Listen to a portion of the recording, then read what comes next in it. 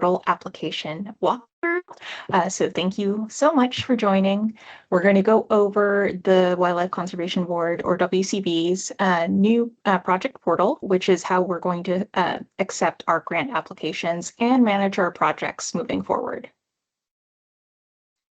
This is our agenda. We're going to talk through what the portal is, why we're doing it, and then I'm going to show you a live demonstration of the portal. Talk about what we've provided for you as far as guidance and assistance, and then contact information for when you have questions afterwards. So the portal is our new online grant application system. Previously, we were accepting applications via email. This is a new process where it will streamline things for both WCB staff and the applicants. So it'll be a one-stop place for everything and be a lot more clear, consistent for the process as well. You'll have all the information in front of you and links back and forth to our website for further guidance, and also the staff that can assist you with questions. This will also provide us a lot more ability to track our data and pull that data for reporting. So it's something that's extremely helpful for staff, and it could also be helpful for the public when we have questions from the legislature. And so we will just start the demonstration. This is the web address for the project portal.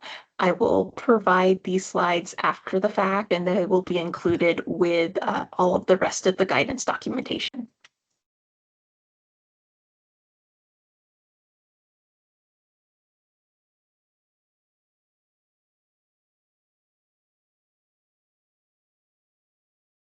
So when you click the link and go to the portal, this is the initial page that you'll see. And because you will be new to the system, you will start by creating your own account through registering. So you would click this register button. And you will have a few different options to choose from, and this will bin you according to what organization you're representing. So if you are any sort of government entity, that this is what you would click. For nonprofits, for private, for Native American tribe. If you are a nonprofit composed of Native Americans, you would still choose a nonprofit organization. Native American tribe is specific to tribal governments. So if you are applying on behalf of a tribal government. But just for the sake of demonstration, I will do nonprofit.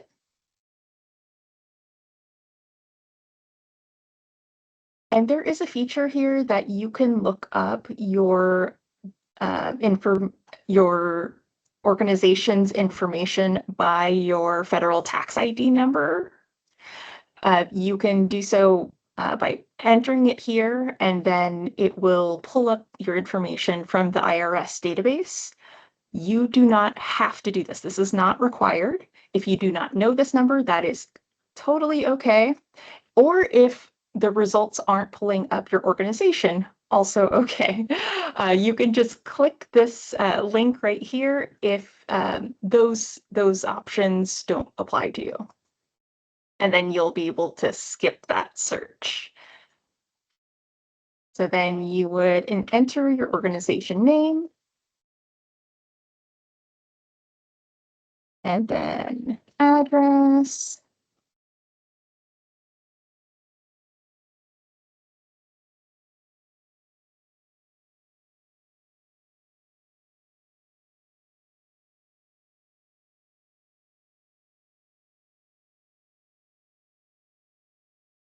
And then for contact information, this would be your information. So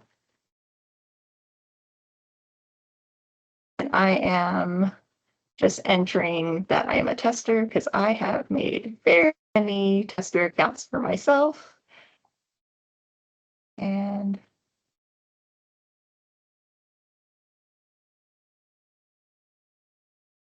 And each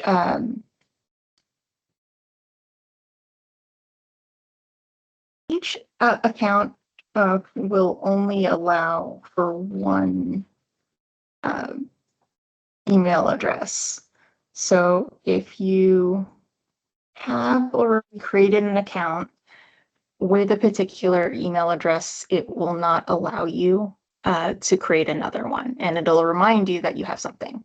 So once you register, you'll receive this confirmation that it is complete, and then it will give you a confirmation email with a link and I believe a temporary password, or it will just create the link for you to change your password as soon as you log in through that link.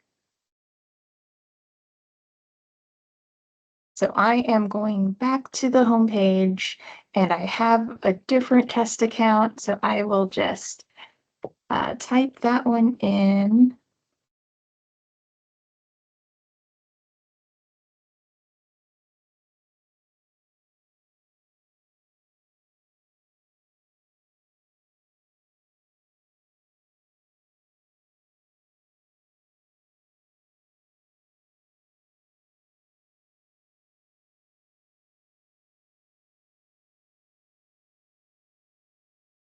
So once you're logged in, you will see this home page. If you need to update your profile, any of your contact information, or your organization's information, you would click either of these links, and they essentially look the same. And so you would then type in your information and click save as necessary.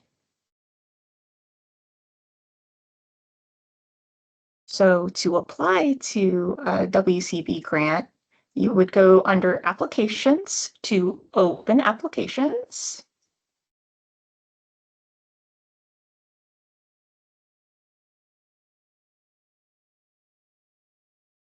Yes, Kara.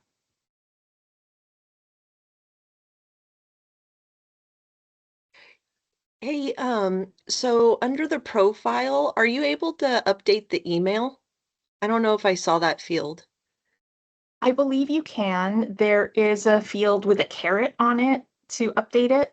Um, and then that would change what your login is as well. But if you have previously used that email for a different account, it will provide you an error message. So it's not an Okay. automatic open field. Mhm. But there is like a button next to your email address that will allow you to change that. Okay, because I'm just thinking for an organization, if they have one staff person that they want to, include their email address, but if that person moves on, they'll be able to add in a new different email address for their organization. Oh, okay. So each staff person should have their own unique login, and you can all work simultaneously on the same application once the primary person who started the application adds them as a collaborator. So I can Oh, show that. Uh, okay. mhm. So really, if there is any turnover, any change in staff, that will be accommodated through this. And then if anybody needs uh, help with that, if things weren't set up before somebody leaves an organization, please just contact the help desk and we can assist you with that. Okay. Thank you. Thank you. So once you are at the open applications list, we just have one example application right now. So it will tell you what program type it's for, the title, and then the cycle start and end date. Uh, WCB is going to continue doing a continuous application, so we will not have true deadlines. This is just for the sake of us organizing our data within the system. And then the overview will have a blurb about what kinds of projects and applicants would be eligible for each grant type or program type. And if there are any guidance documents that we link, it'll be in this column. So whenever you are not sure which application type is for you, please refer to the WCB General Grant Guidelines so it can explain to you what kinds of projects we typically fund and whether or not you as an organization are eligible. And so if this does apply to you, you would then click the Apply Now button to start.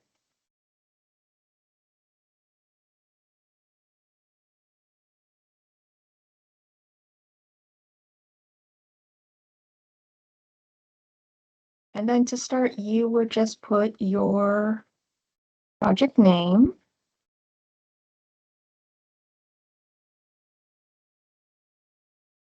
and then a brief summary of what the project is. So this is helpful for WCB staff to understand what exactly will you do with this grant funding, what's the intent for it, and it doesn't necessarily have to be very long because we will ask you for more information in later stages. And for now, I will just put in a little bit of information. You can save the draft as soon as you put the name in,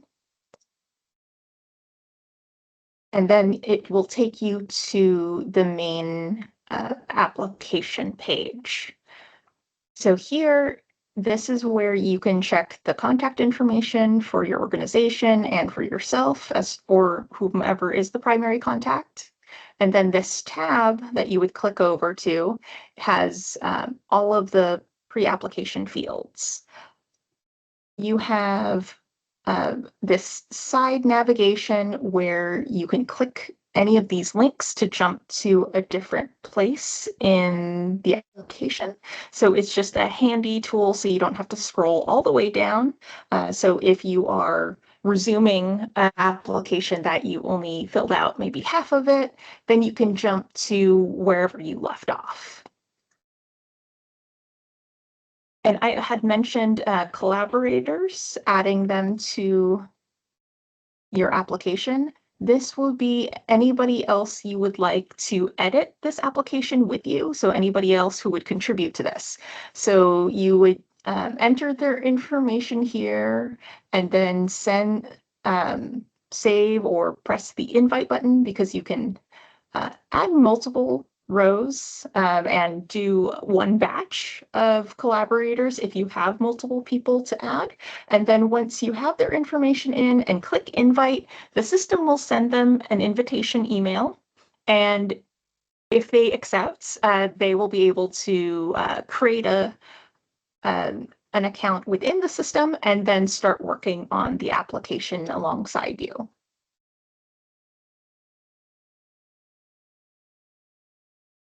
The logs here, you'll be able to see which invitations you sent out and whether or not people had responded and what the response is. Because nothing has been sent out yet, there won't be anything in this table, but this is what it would look like.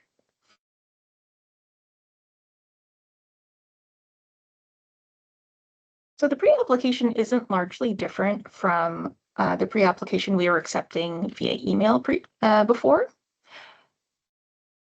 They are just fields now, and for anything that would be an attachment, you would then upload by either dragging and dropping the files into the upload fields or clicking browse files to select it from your desktop. But the questions should be self-explanatory. I think some of the only changes that I'd like to go over that are a bit different are whenever we have a table to edit. So here for the landowner information is one example. So you would click this button to add or edit a landowner for the project.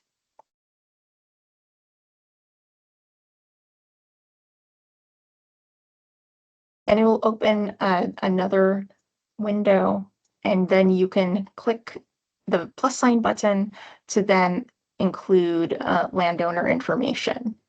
So I will just use the things that I had previously.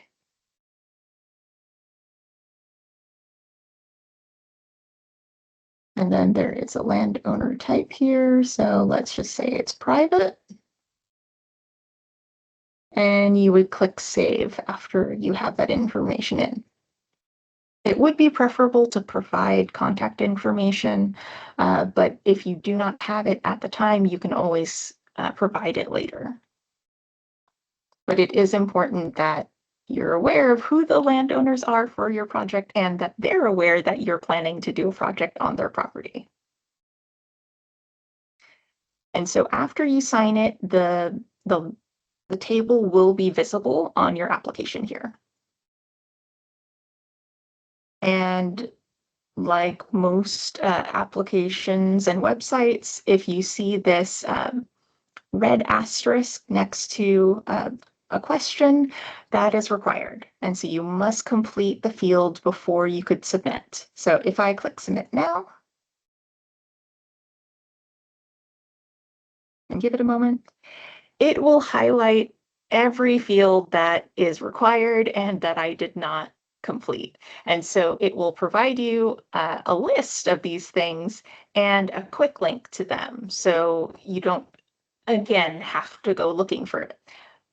Traditionally, you will not have so many unfilled fields before you submit, but this was just an example. So if you just had one or two, rather than looking for it yourself, you can just go and click on the list, and then it'll take you directly to the field. So it'll highlight it for you. Everything in red is something that's required that wasn't filled, but the thing that you clicked on is immediately highlighted in this kind of blue color for you. And as you work, you can always save your draft and it won't hit those validations. So it won't tell you that things are invalid just for saving because you're still in progress.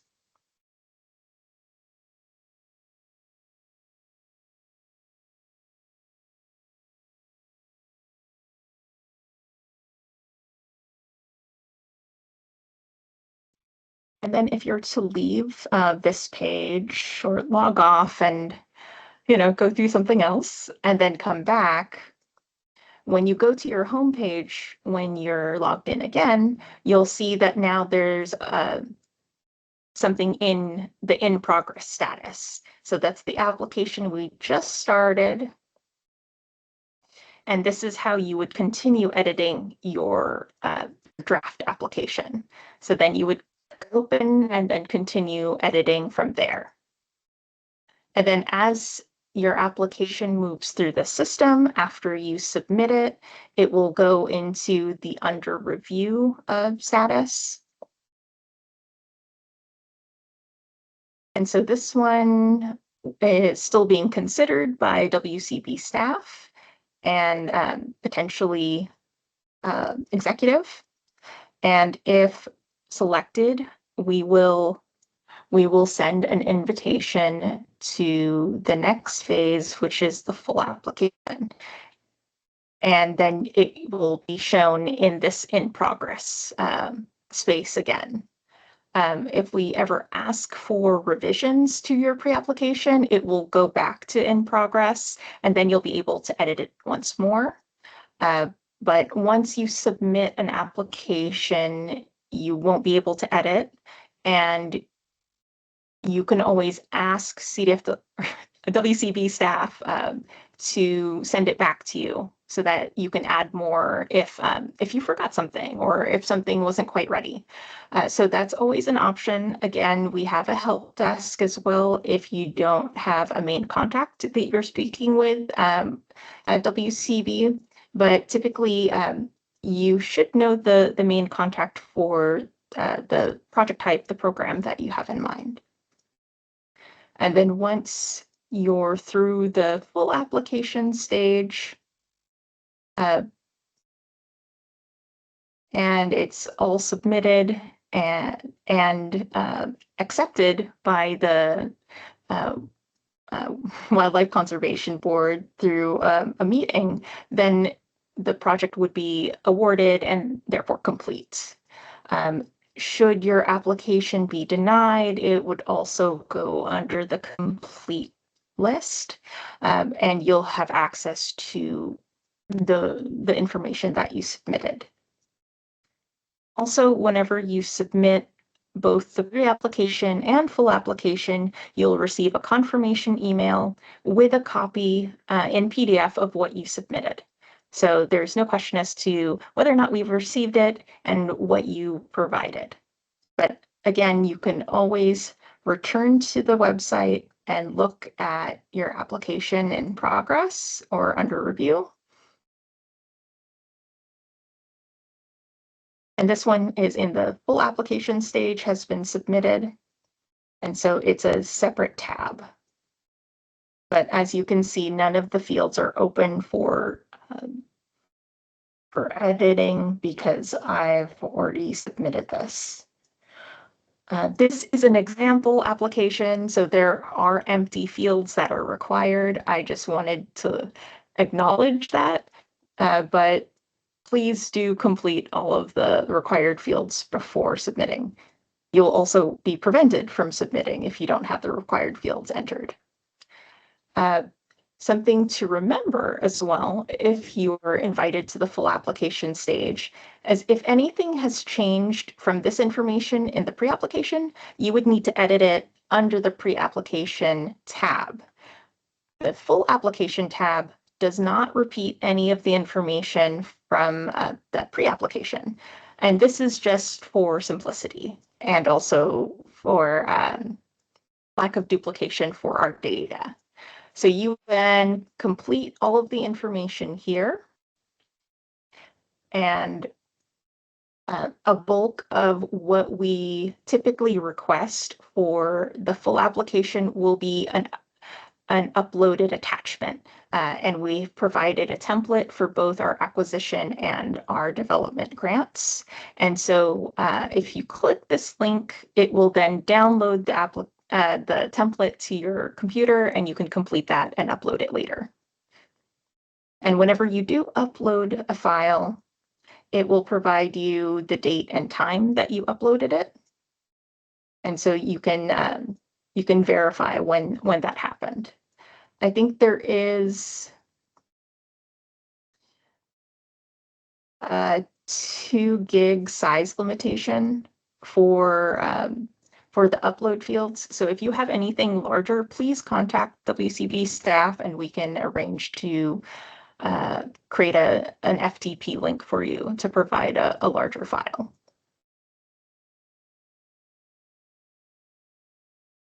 That concludes our walkthrough for all of the essentials for logging in and applying to WCB grants. The guidance and assistance that we've provided for you, there is a narrative of portal applicant guide if finding a video is not your thing. But it walks through step-by-step how to create an account and how to apply, also what to do when revisions are requested, and also the contact information for our help desk. Our WCB Grant Opportunities webpage has all of our information for grant requirements and criteria, all of our templates so that if you need to review those ahead of time, including your legal is always a good idea early on, that is available for you there. And again, we have a help desk. It is managed by staff, and so we will keep office hours from 9 to 4:30 every weekday. And so if you have questions over the weekend, we won't be able to get to you until Monday. And then we've also included climate bond information for that new fund source. There is a lovely set of information from the CNRA bond accountability webpage, and so that will be linked for you as well. So please do contact us if you have any questions. We're happy to help. And if you have specific questions about a WCB grant program, please contact WCB program staff. They're a link to the contact page and who the appropriate people are depending upon the project type that you're looking at. And that concludes everything. So thank you so much for listening.